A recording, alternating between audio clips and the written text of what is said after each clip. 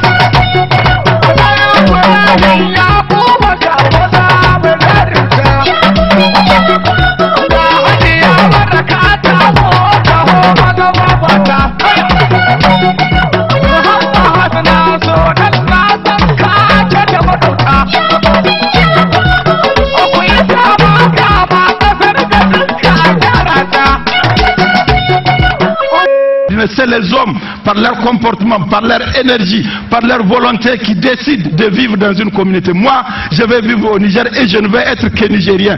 Je n'ai aucune race, je n'ai aucune ethnie. Elle n'a absolument aucun sens. Je ne l'ai pas choisi, personne ne l'a choisi. Donc ce que nous sommes, ce que nous ne pouvons pas changer, c'est ce pays-là. Nous ne déménagerons pas quoi qu'il arrive. Nous ne changerons pas de pays quoi qu'il arrive. Donc nous les défendrons, nous nous battrons pour ce pays et nous ferons en sorte que les Nigériens, où qu'ils soient les seuls, soit un seul et même peuple.